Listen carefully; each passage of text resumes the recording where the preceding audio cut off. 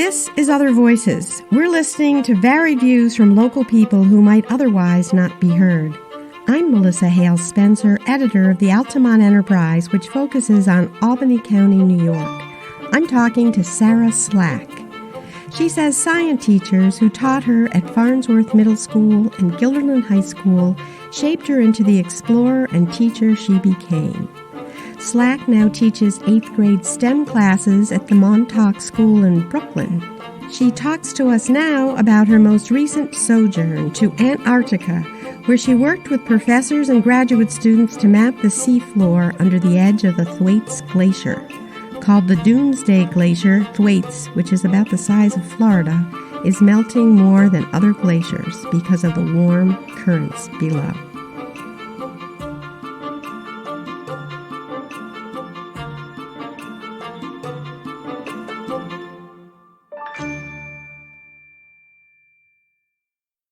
She was raised in Guilderland.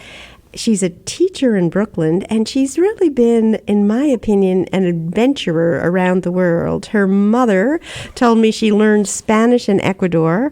She got a grant to study wolves in the American West, and she's just recently returned from a 2-month journey to the bottom of the world. So welcome, Sara. Thank you.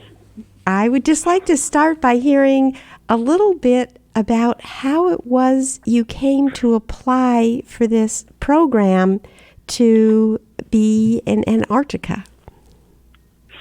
I've actually applied for a few grants as a teacher. I think that's one of the great things about a teacher's job is that you have that time off in the summer to grow in your practice, to gain new experiences that you can then bring back to your classroom. So I think taking advantage of opportunities to get out and explore during the time off that we're granted because of the school schedule really does make you a better educator.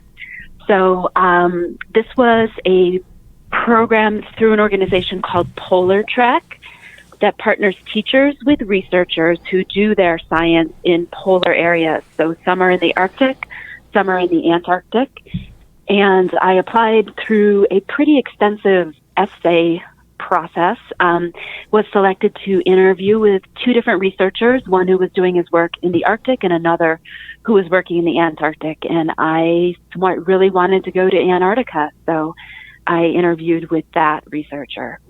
And why did you really want to go to Antarctica? I think because it's such a little explored place, and because the science that's going on there has implications for us here in New York City and in upstate New York.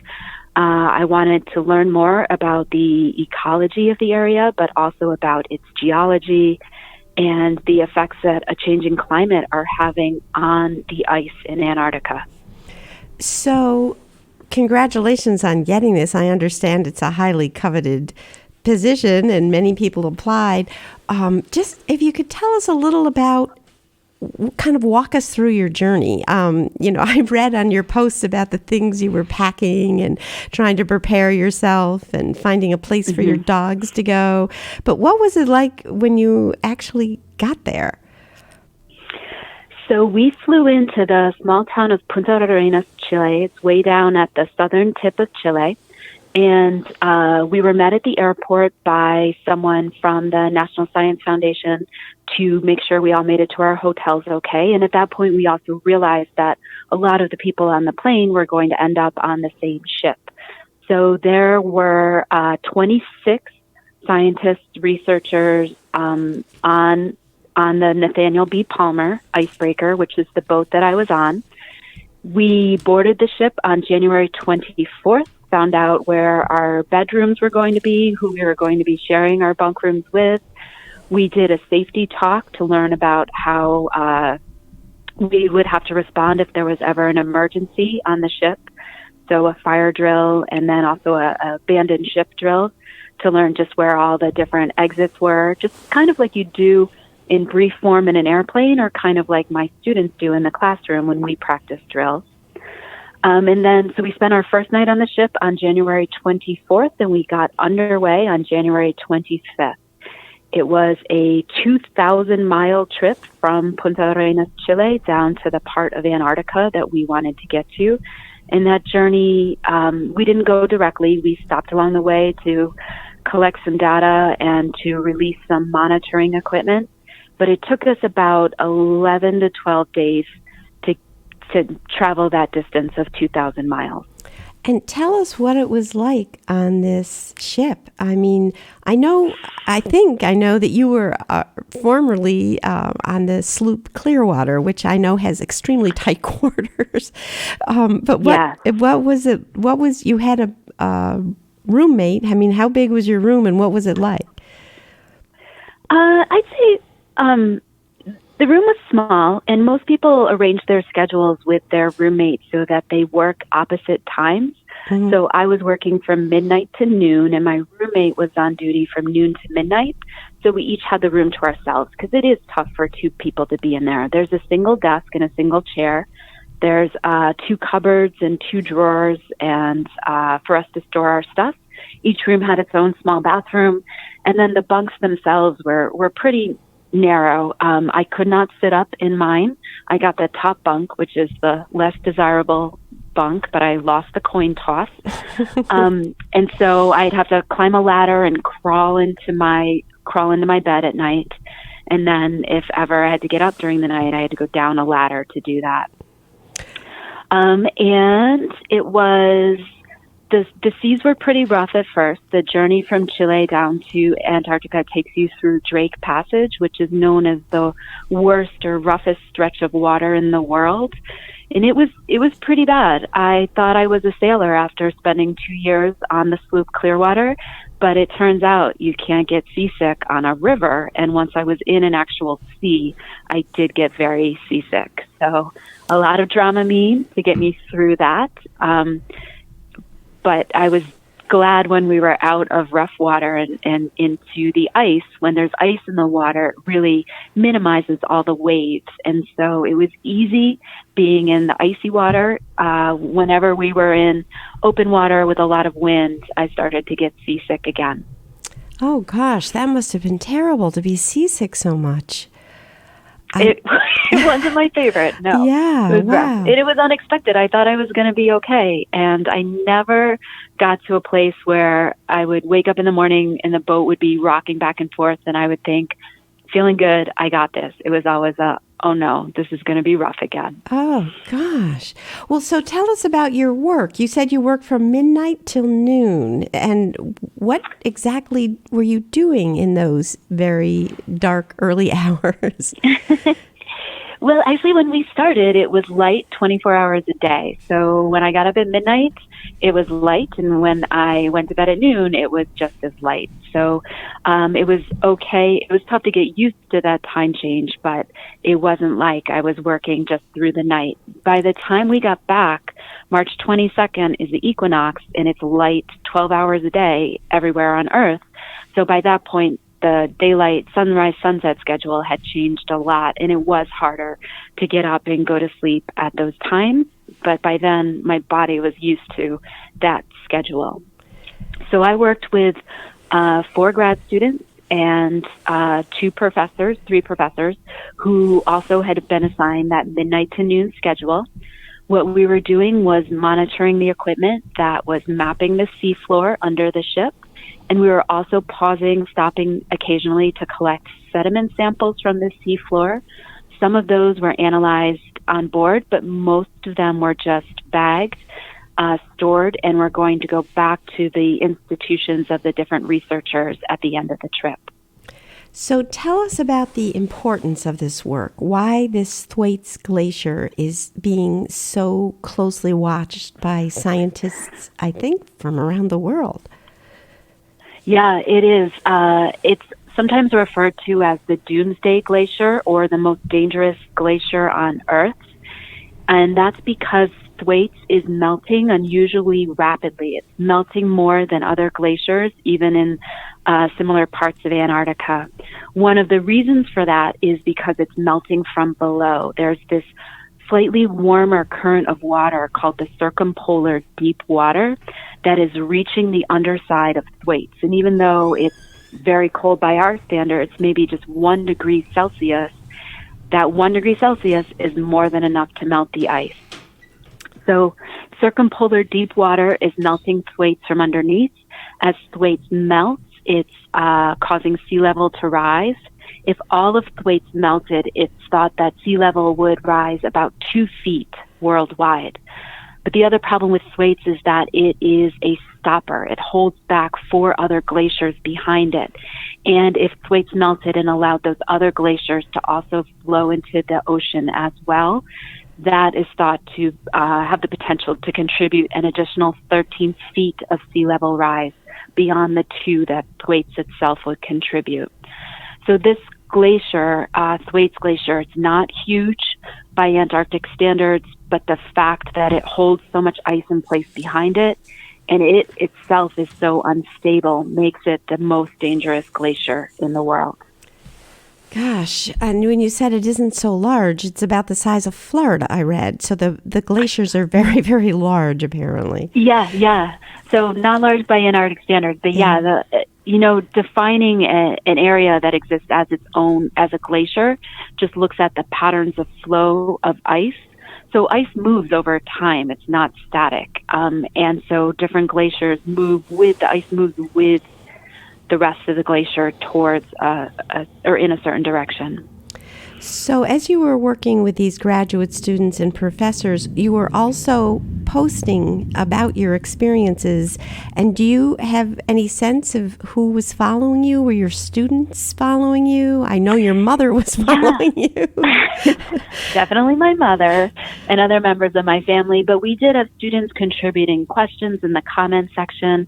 Some of my colleagues shared my posts with students every day. So it was a way for me to communicate with them, even though I wasn't in the classroom with them. And it was great to get their questions, to find out what they were curious about, and to be able to respond to those either with just another comment or with an entire blog post that addressed the things that they were interested in.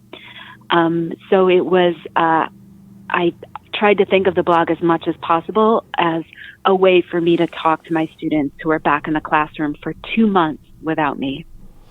Yeah, and then as you were in this entirely contained world, meanwhile, the pandemic was happening around the world.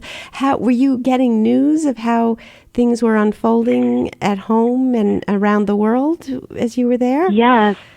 We had a couple ways to find out news, and one was by receiving a daily digest from the New York Times, which is sort of a condensed version of the Times that came in once a day as a PDF that we could all read. And so that had summaries of the international stories.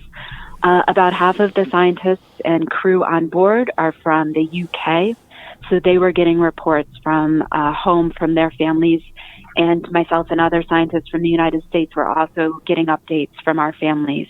We had reasonable email access. We were able to send and receive emails that didn't have image files in them, so short emails. And there was also a morale phone, a phone that anybody could use for free. It's a satellite phone, so we were able to talk to our families when we needed to. So it was very strange to be in such a distant, remote place, to be hearing about all the troubles that were happening and to not really have any sense of what that meant for day-to-day life. Like can you go to the grocery store? I didn't know. And that isn't in the New York Times. They're not telling you. They're saying maybe there's a toilet paper shortage, but what's it like when you walk down the street now? Are people still out walking their dogs? Do people stop and chat with each other on the sidewalks? So it was strange to hear the big stories, but not hear the day-to-day details of people's lives, not be able to experience that ourselves. Oh, isn't that interesting? You got the broad strokes, but not the fine points. So was there a problem in just feeling cut off and isolated, just personally, especially if you're feeling seasick so much? I definitely missed my family, and I missed my dogs, and I missed the fried rice from from AM Thai, which is my favorite restaurant in Brooklyn. I felt so removed from what was happening. it's difficult to say how it affected me differently being there.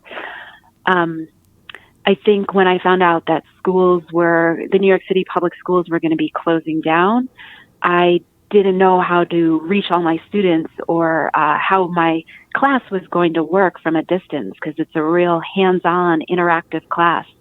And but couldn't do anything to help with that. I couldn't do any research into what other STEM teachers were doing with online classes or come up with new exercises and activities for kids to do because we had such limited internet access. So that was a tough time. I felt like I was just useless for a little while in my role as a teacher because I had lost that contact with my students. And just so our listeners know, STEM, which is what Sara just referred to in passing, is science, technology, engineering, and math, and she teaches 8th grade, where it would be a hands-on approach. Well, on the counterbalance, did you find that you found close bonds with the people that you were on this ship with in the middle of the ice desert, as it were?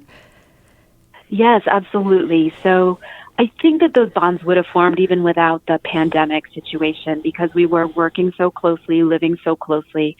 I shared that 12-hour shift with these other people, and so we ate our meals together and then worked together and then all went back to our rooms to sleep.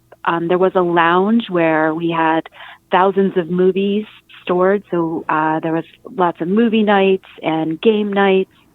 So it was like almost being back in college again, except the people around you are college students. They're professionals and researchers and have so many, not that we weren't interested in college, but there were so many interesting things to share. People were all intrigued by the same science and able to have these deep conversations about the ways that Antarctica is changing, the ways that our world is changing as a result. So I thought I would be overwhelmed by having that many people around me all the time, but I ended up really enjoying learning from and working with those people, and I hope I will continue to be in touch with them for the rest of my life. Wow, that speaks really well for the program. So just tell us a little about you as a person and how you became someone that is able to take on what to most of us seem like almost impossible adventures. Just a little about your growing up in Altamont, right? Growing up in Altamont, we moved up to the hill in 1986. So I started living in Guilderland and then moved up into Altamont and continued to go to the Guilderland public schools. I think my love of science partially comes from my parents, both of whom encouraged us to spend a lot of time outside as kids. And then my 7th grade science teacher at Farnsworth Middle School was Jeannie Quattrochi, and she just made me love the topic. She had so much enthusiasm for her work and for teaching and for the subject she was talking about. I also went to nature's classroom when I was in Miss Quattrochi's class, which is something that I think a lot of 7th grade students had the opportunity to do at Farnsworth. And what experience is that? Really. What is nature's classroom? Yeah. I remember it as being a week long, but it was probably closer to like 3 days. We went to a site in Connecticut, stayed in cabins, took outdoor classes, so we learned about the environment. I remember one in aquatic ecology that I really enjoyed. It was just a chance for kids to really experience learning in a natural environment, and I loved it. I don't think they have so that Ms. Quattrochi. I think that's. Oh no! I hope that they still do. Oh, okay, I hadn't been aware of it. So that really kind of got you interested in science as a formal study. Yes. Yep. And a number of other great science teachers, Mr. Bender, Chuck Bender at the Guilderland Central High School. I took anatomy and physiology with him, and that was fascinating. And then onward into college, just a lot of really inspirational science teachers, people who loved both the material that they were talking about, but also to be a teacher, to be an educator. So they loved what they were doing as well. When I was in college, I studied in Ecuador. That was I went to Kalamazoo College in Michigan, and 98% 8% of students at Kalamazoo College were doing foreign study at the time. And that's why I chose that college, a smaller liberal arts college far from home. Wasn't exactly what I thought I wanted, but I loved the foreign study program. I loved the idea that it was part of the curriculum and just naturally something that all students did. That gave me a chance to see another part of the world, to experience education from another perspective. We attended classes at a university in Quito, and then on the weekends we would travel to different ecological sites and learn about the many different habitats of Ecuador. So there's a real focus on ecology and environmental studies. And I think that also was one of the transformative experiences of my life. After college, I went to graduate school and got a master's in plant biology. I want to just back up and hear about this transformative experience. It was both because you were in a different culture. Is that what helped with the transformation, or? I think it was a different culture, but also the chance to study outdoors in all these amazing habitats. So we would go to a rainforest research station, and we actually spent 3 weeks at a rainforest research station once. And to get there, we had to travel down an oil road through the jungle and an open back truck, and then take a canoe, a motorized canoe, for 3 hours down a river, and then hike for another hour to get to this research station where we spent 3 weeks, and then we had to turn around and do that whole journey again to get home. We spent 2 weeks in the Galapagos, which was just truly amazing to see these tortoises. I'd already read On the Origin of the Species by Charles Darwin and had learned about the Galapagos Islands in my evolution class, but to just be there and to see what he saw, these creatures that had no similar species on the mainland, but no other individuals of their species anywhere else on Earth, helped to inspire Charles Darwin to develop his theory of evolution by natural selection. So to see the sort of the background, the grounding of all this science that I had been learning in the classroom, but to experience it firsthand, made me realize that that connection between science and the outdoors, between living in the environment and learning about the environment, that has stayed with me ever since. Yeah, that seems to be a cornerstone. You're an adventurer going to these places and learning things firsthand. It's just remarkable. Well, I interrupted your flow of narrative. So then you went on to graduate school?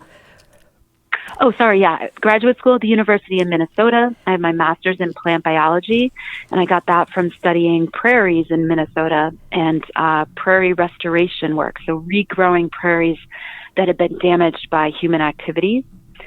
And then, a few other jobs along the way, including the Clearwater. I also spent 5 years working for Mass Audubon, which is a conservation organization in Massachusetts. Okay, I'm interrupting you again because I want to hear a little about your time on the Clearwater. I think that's something our listeners at least are aware of, the whole Pete Seeger initiative on the Hudson. But just tell us a little about that.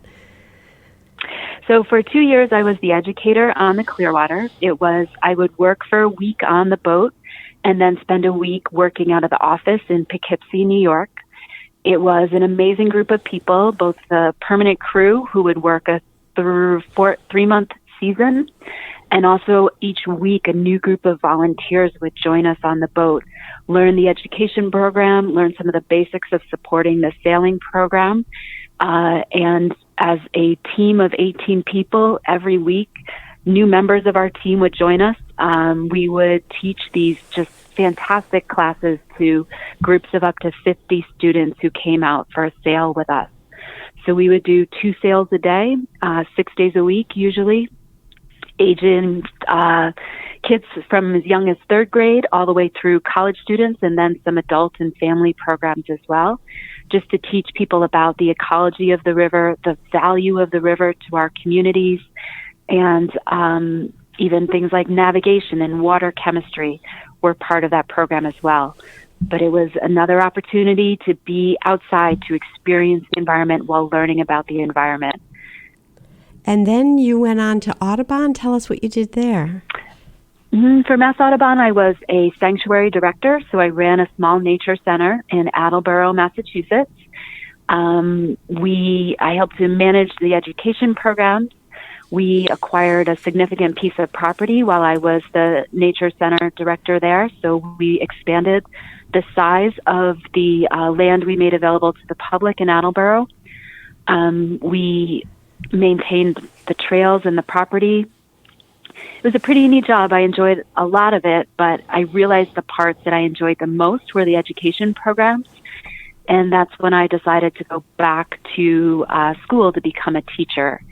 And I did that through the New York City Teaching Fellows Program, which takes career changers and helps them earn a master's degree in education while working in the public school system. So I joined in June. In September, started teaching in a classroom and continued for the next 2 years to work on my master's degree while I was already a teacher. You are a very energetic person. So tell us what does the future hold? Are you now a teacher for life? Or what adventures do you see on the horizon? I think a teacher for life. I hope there will be more opportunities for adventure. I had applied for a program this summer that has subsequently been canceled or postponed for a year because they're just not sure how everything will work as the pandemic waxes and wanes. So what was that? So what was that program? That was Earthwatch. They take teachers, and for 2 weeks you work on a research project at different amazing locations around the world. And they haven't quite figured out how everything is going to work, but they don't think they'll be able to do their program this summer. I also had not been officially accepted into that program. Everyone who applied, they let us know that it's likely that they won't be able to run their program this year. But there are a lot of opportunities out there like that for teachers, for people who want to experience new things during their vacation times, or in the case of the Polar Check program, to actually have to miss work for a little while to take on these new challenges. Well, I think your students are very lucky to have you. We've kind of run through our time quickly, but do you have any closing thoughts for people about teaching or science or anything you'd like to share? I would just say that I think it's important that teachers recognize the role that they have as role models. I mean, I'm still talking about Miss Quattrochi and Mr. Bender years after I had those classes. I'm not going to say exactly how many, but it was a long time ago that I had them for 7th grade and for 10th grade. So the way that we can end up motivating a student to learn or changing the way a student considers their own possibilities, I think those things are so important. And I know that people who are teachers understand that. I hope everyone else understands that about us, that our job is not just what we talk about in the classroom, but who we are as people and our enthusiasm for the subject that we are sharing with our students. Well, thank you, Sara.